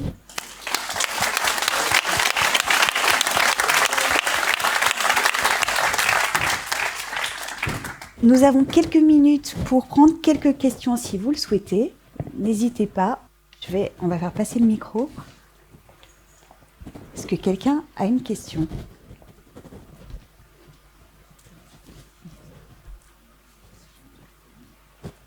Juste ici.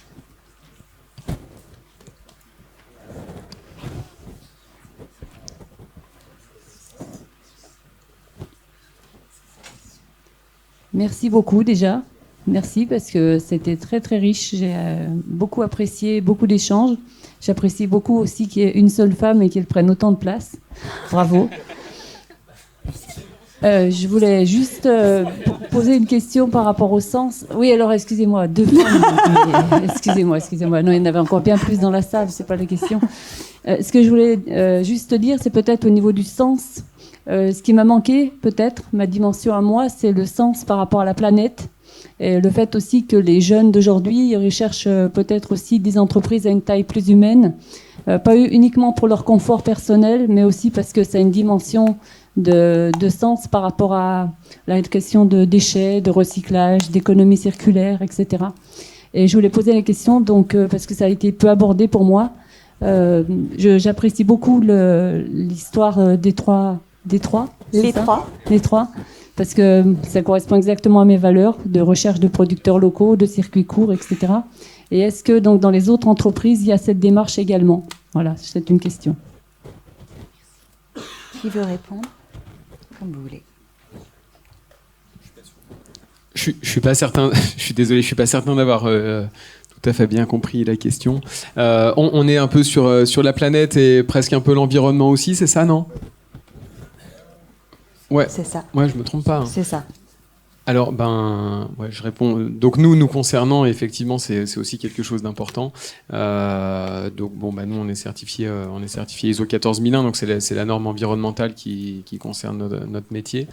Aujourd'hui, on est aussi dans un monde dans lequel l'ensemble de nos clients, voilà, je l'ai dit, hein, ce sont de gros donneurs d'ordre. C'est des gens qui eux aussi nous invitent et nous poussent à avancer dans ce genre de démarche. Donc on a l'aspect un petit peu réglementaire des choses et on a l'aspect réglementaire, on a l'aspect de la norme également, et puis on sait que nous dans tous nos produits, aujourd'hui on est challengé aussi voilà, sur le packaging, sur les produits qu'on utilise, les produits de lavage, les produits de protection, donc voilà, donc je considère qu'à notre échelle à nous, effectivement, on est engagé dans ce genre de démarche. On essaye de faire notre maximum. Est-ce que c'est suffisant ou pas? Je ne sais pas le dire, mais en tous les cas, j'ai la sensation que ça fait partie des choses qu'on prend en compte, aussi pour le confort de nos salariés, c'est important. On est dans des métiers voilà, dans lesquels on travaille dans une usine, on est cloisonné, donc voilà, on essaye de faire en sorte que nos huiles soient bien évacuées, elles soient bien filtrées, que nos ateliers aussi soient climatisés. Voilà, donc ça fait partie des choses. J'ai la sensation qu'on essaye de prendre en compte, évidemment, oui. Aujourd'hui, je voudrais dire qu'il n'y a pas une entreprise en fait qui peut se développer sans prendre en compte ces enjeux. Alors aujourd'hui, on utilise beaucoup le terme de responsabilité sociale et environnementale. C'est un bon début. C'est quasiment obligatoire. Si vous voulez travailler avec des grands comptes, si vous voulez attirer les jeunes, etc., tout de suite, les questions vont venir de dire qu'est-ce que vous faites au plan environnemental, social, au plan de la gouvernance, etc. C'est bien, mais pour moi, c'est bien, c'est un prérequis. On n'investirait pas dans une société qui n'aurait pas en fait un plan de progrès très clair là-dessus et qui n'aurait pas fait l'analyse des risques sociaux, environnementaux qu'elle encourt si elle n'a pas ce type de démarche. C'est bien, mais c'est défensif. Et moi, je préfère la notion qui se développe un peu d'impact positif. Et le sujet, c'est pas de remplacer les bouteilles en plastique par des bouteilles en verre. Le sujet, c'est comment, dans l'exercice de mon business, de mon core business, en fait, j'ai un impact positif sur la société. Parce que si on se projette à long terme, à 15-20 ans, il y a ceux qui vont encore être là, puis il y a ceux qui vont mourir. Et je peux vous dire que tous ceux qui contribuent pas à une réponse à une demande sociétale seront plus là. Les marchés en croissance aujourd'hui, si on cherche de la croissance à 2 chiffres, les marchés en croissance correspondent à ce que veut le client, c'est-à-dire ce que veut le citoyen, c'est-à-dire en fait un monde plus propre, mieux manger, mieux vieillir, être en meilleure santé et faire en sorte que notre planète s'appauvrisse pas. Et donc chez Généo, quand on investit, on regarde vraiment ça. Est-ce qu'on est positionné sur des business d'avenir ou est-ce qu'on essaye en fait de défendre des positions acquises sur les business d'avant ? Il faut être dans l'impact positif. De toute façon, pour raconter votre histoire de croissance, de toute façon, pour expliquer à vos clients et aux talents qu'il faut venir chez vous, que vous êtes, il faut être sur ces tendances d'avenir. Donc, c'est pas être utopiste que de dire qu'on répond à un besoin de la société. Alors maintenant, on appelle ça raison d'être. Mais je veux dire, pour moi, qu'on écrive une raison d'être dans ses statuts ou pas, peu importe. Est-ce qu'on répond à un besoin sociétal? Parce que c'est ça qui fera qu'on sera là demain, en réalité. Merci. Tu voulais rajouter quelque chose? Oui, on travaille là-dessus, on a 3 axes chez nous. Le recyclage, bien sûr, de nos déchets. On a du déchet, du carton, du bois. Malheureusement, on essaie d'avoir au maximum des emballages collectifs sur des composants, ne pas avoir une petite boîte par composant. C'est très compliqué à avoir. Le service achat chez nous se bat tous les jours pour ça. L'autre axe de développement, d'un point de vue énergétique, on est en train de finaliser notre étude photovoltaïque sur l'ensemble du bâtiment. pour autant consommer l'énergie en journée, parce qu'on travaille en journée, donc on peut produire et consommer cette énergie. Et la dernière, on développe des produits pour nos clients et on calcule, on essaye de s'approcher au maximum, de se rapprocher du 100% sur des produits ou des composants ou matières premières qu'on met avec son taux de recyclabilité, donc qu'on puisse faire une seconde vie, l'aluminium, le cuivre par exemple, pour qu'on puisse facilement le recycler. Voilà. Merci. Ça répond à votre question? Merci. Est-ce qu'il y a une autre question?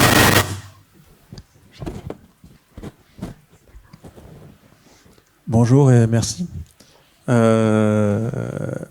parliez de façon assez importante un peu de capital financier, beaucoup de capital humain, Fanny en particulier, de marque employeur, de recrutement, de territoire, enfin tout ça s'est croisé avec un fabuleux territoire des Savoies qu'on a ici, il faut quand même le dire.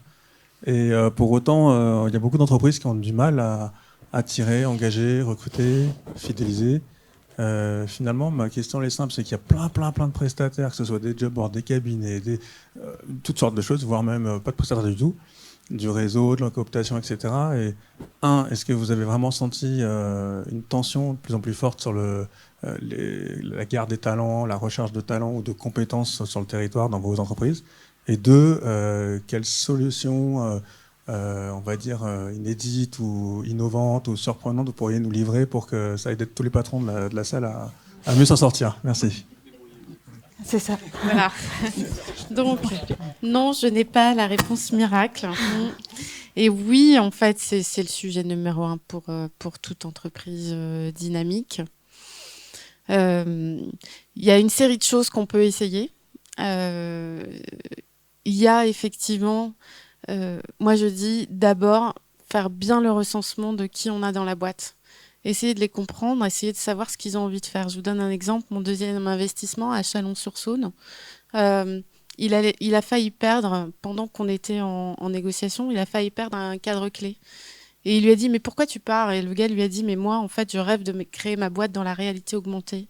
Et il lui a dit, tu crées ta boîte, tu veux faire de la réalité augmentée? Ok, tu le fais pour moi, en fait. Et il a monté un projet de réalité augmentée dans son entreprise. Et maintenant, il est capable, effectivement, de montrer à ses clients, parce qu'il fabrique des presses monumentales qui font 20 mètres de haut, de montrer la machine, même si son client est en Australie, etc. Et son client peut inspecter la machine, tourner autour, vérifier que c'est bien comme il veut, lui faire et on ajuste, etc. Et on fait du co-design grâce à la réalité augmentée.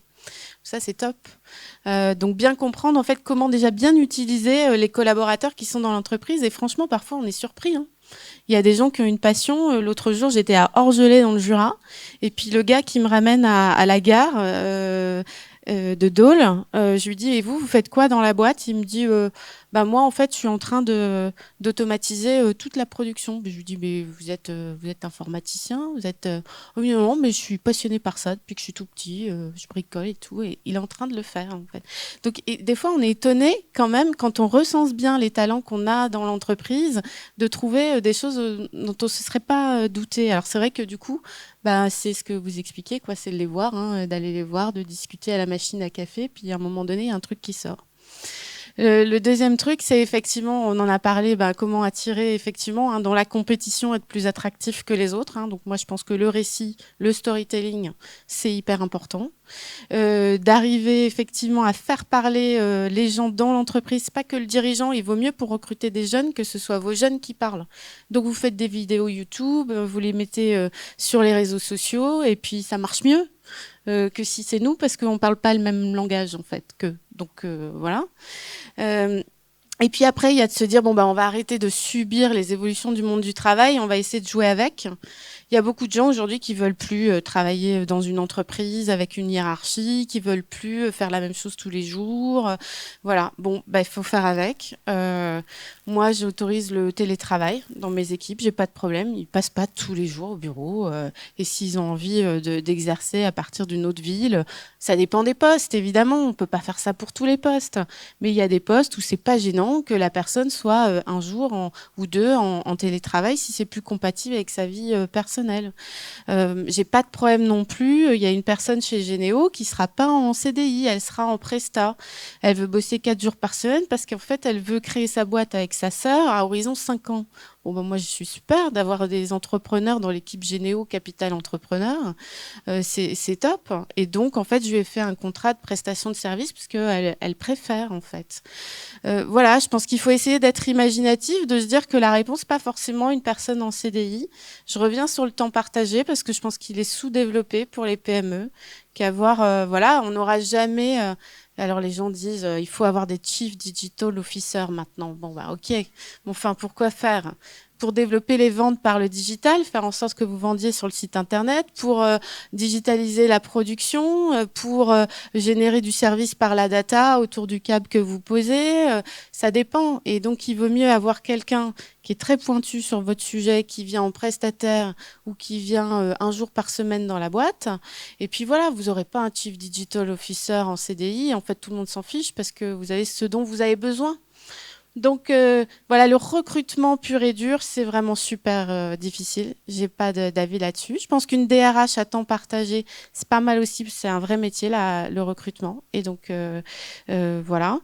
Mais je pense qu'en combinant voilà une série de choses et en finalement acceptant de changer voilà de mode de pensée, de vivre avec les évolutions du monde du travail en se disant qu'il y a aussi des bonnes surprises.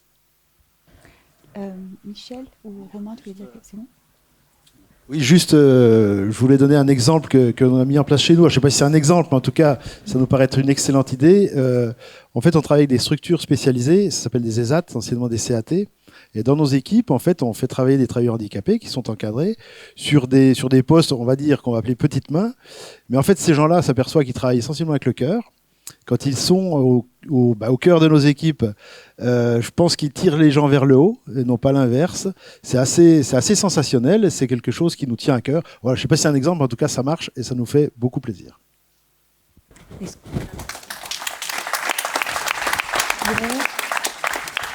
C'est bon ? Ok. On va clôturer cette conférence en laissant la parole aux organisateurs qui ne seront pas là. Je vais laisser la parole à Bruno Gastine, président de la CCI de la Savoie, et Gilles Bergui, conseiller départemental et président de l'antenne savoyarde de l'agence Auvergne-Rhône-Alpes Entreprises. Merci Justine, mais comment conclure après quelque chose d'aussi riche ? Alors je dois dire que je me suis pris la tête depuis 2 heures presque là, en essayant de trouver une conclusion, Justine. Bon, je me lance. Allez-y. Je me lance. Alors j'ai compris, merci, j'ai compris que pour la croissance, il fallait du capital financier, logique, du capital humain, mais surtout un formidable catalyseur de tout ça qui est le rêve, l'ambition et le projet. Donc il faut les 3. Ensuite, j'ai beaucoup apprécié le rapport à l'échec, qui est un énorme problème dans notre pays, parce que si on sanctionne l'échec, il n'y a plus d'innovation. Et s'il n'y a plus d'innovation, il n'y a plus de croissance. Donc il faut absolument qu'on fasse notre révolution culturelle sur le rapport à l'échec. Et puis ça m'a fait penser au rapport au succès, dont vous n'avez pas parlé, par humilité bien entendu. Et on a un vrai problème en France sur le rapport au succès. Parce que quand on échoue, on est cloué au pilori, et quand on réussit, on est suspect. Et c'est ça la vérité dans notre pays. Et en plus, on est taxé. Un petit peu moins maintenant. Mais quand même encore. Et du coup, j'ai deux citations qui me sont venues à l'esprit. L'une d'un abbé bien connu et l'autre d'un président de la République bien connu qui a écrit un bouquin il n'y a pas longtemps. Donc d'abord l'abbé. C'est l'abbé Pierre. Il a écrit « Le seul échec, c'est de ne pas oser ». C'est quand même joli. Et le président de la République, il a écrit « Les Français sont terriblement jaloux. Ils ne se demandent pas comment ils pourraient gagner plus, mais comment l'autre pourrait gagner moins. » Et je me suis dit que finalement, ça illustrait assez bien notre rapport à l'échec et notre rapport au succès dans ce pays.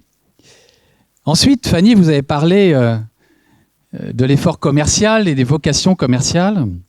Et là, j'ai pensé à moi-même, parce que moi, je suis un ingénieur défroqué, Fanny.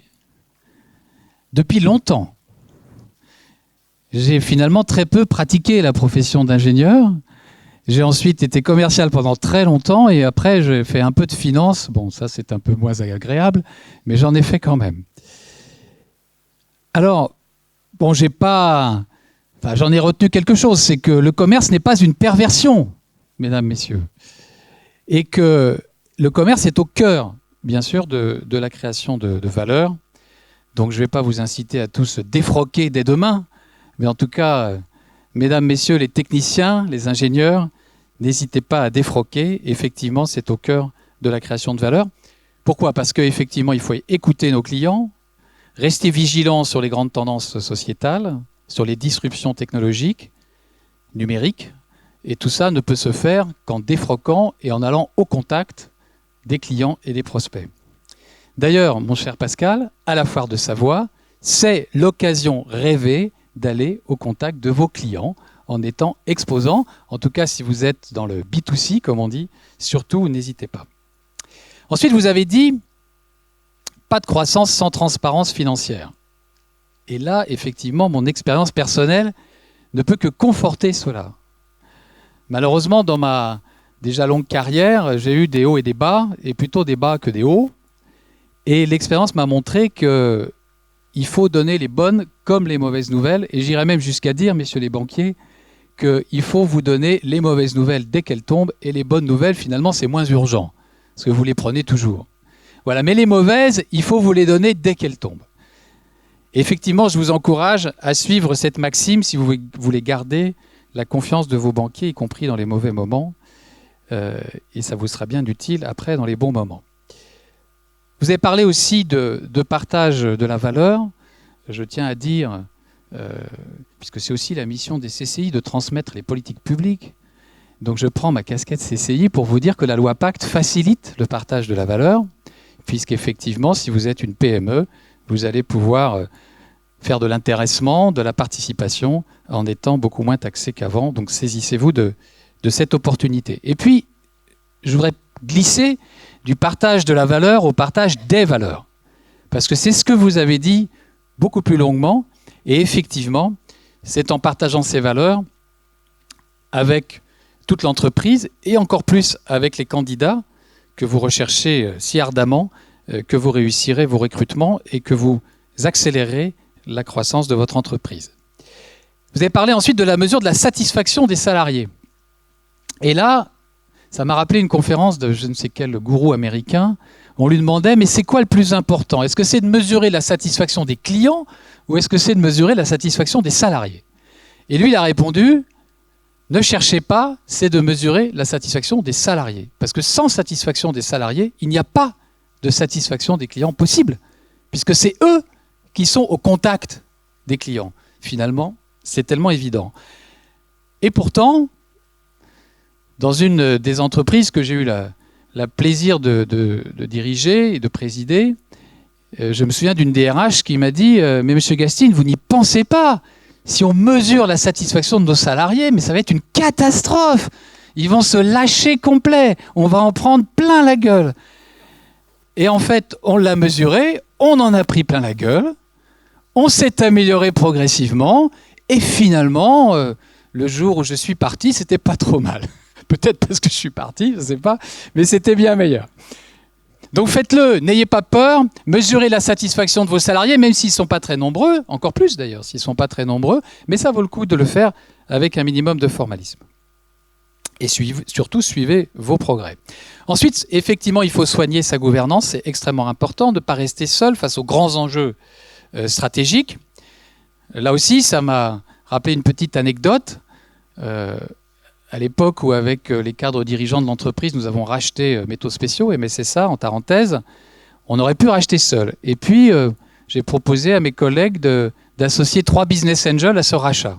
Je m'excuse, Dominique, ils étaient parisiens, ils n'étaient pas savoyards, c'est encore une grande honte pour moi. Et on a bien fait de les associer. Ils ont mis un peu d'argent, sur ça de prix, hein, Fanny.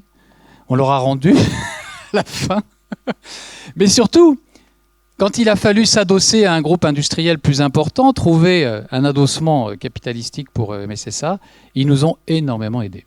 C'est eux qui nous ont aidés à piloter le processus d'adossement stratégique et capitalistique de l'entreprise. Donc ça a été finalement déterminant. Ensuite, je voudrais dire à Michel, je ne sais pas, Michel, si vous avez plus de 58 ans, c'est un peu indiscret de... Non. Bon. Donc vous êtes dans les temps. Vous êtes dans les temps pour la transmission. Mais je signale à tous ceux qui sont avides de croissance externe que nous avons en Savoie plus de 20% des chefs d'entreprise qui ont plus de 58 ans, qui vont devoir transmettre. 20%, c'est énorme. C'est très, très important. Et qui vont devoir transmettre. Donc le potentiel de croissance externe est extrêmement important. Et puis enfin, je ne vais pas répondre à votre question, monsieur, sur les difficultés de recrutement, mais juste dire, et petite page de pub, je m'excuse Justine, la CCI de Savoie donc, lance une formation sur attractivité et recrutement. Les problèmes de recrutement, c'est le premier frein à la croissance pour 59% des PME dans notre pays. Il vous faut à tout prix gagner la guerre des talents à tous les niveaux de recrutement, de l'ouvrier jusqu'au cadre et au cadre supérieur. Donc venez à cette formation, inscrivez-vous. On démarre tout juste, donc on va apprendre avec vous. La première session, on démarre dans les jours qui viennent. Et puis peut-être 2 petits conseils en amuse-bouche. Recrutez sur vos valeurs, celles de votre entreprise, et mobilisez tous vos salariés pour vos recrutements.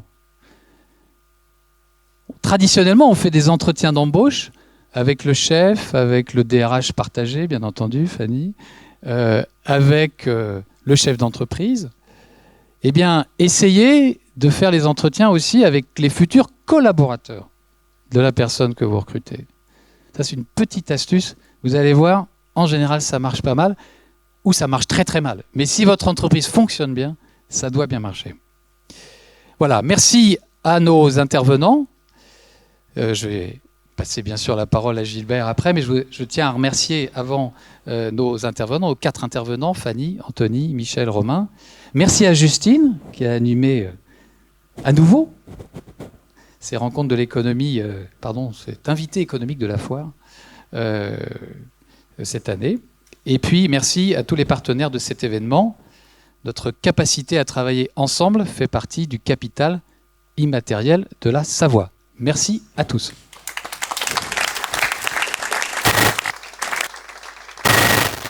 D'habitude, c'est les élus qui parlent plus longtemps, mais là, je vais faire court. Je suis frappé, n'étant pas entrepreneur, hein, vous l'avez compris, je suis plutôt dans le domaine de l'élu et avant, dans une autre vie, professeur. Je suis frappé du parallèle de ce que vous venez de dire avec nos collectivités. Alors, la croissance externe, on est en ce moment en plein dedans sur les restructurations de communautés de communes, sur la gestion du personnel, sur la participation, je dirais, des élus ou voire du personnel aux décisions.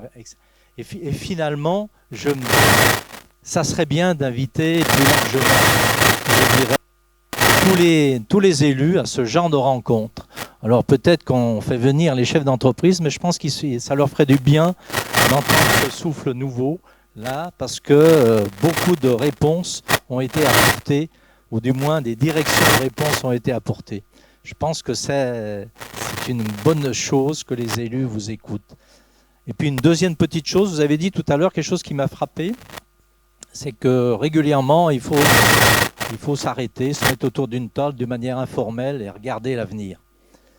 Je ne vais pas dénigrer mes collègues élus, mais souvent, on est tous aussi, comme les entreprises, pris dans le quotidien et on a besoin, je dirais, de regarder un petit peu plus longuement.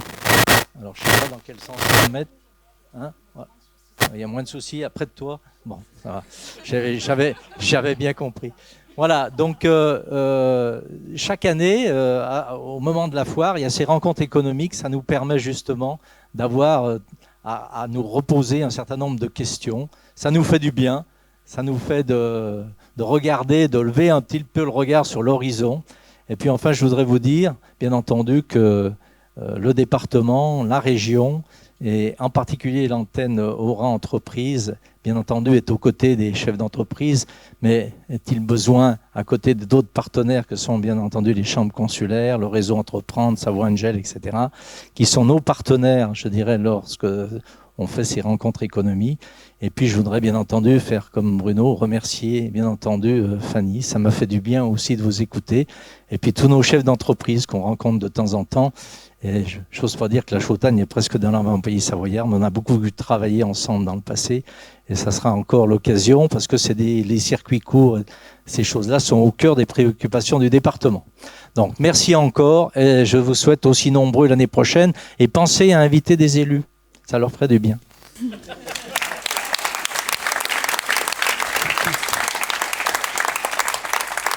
C'est la fin de cette conférence. Je vous souhaite à tous une très très bonne journée. Merci encore une fois à nos invités, aux organisateurs, aux partenaires et à vous tous présents ici.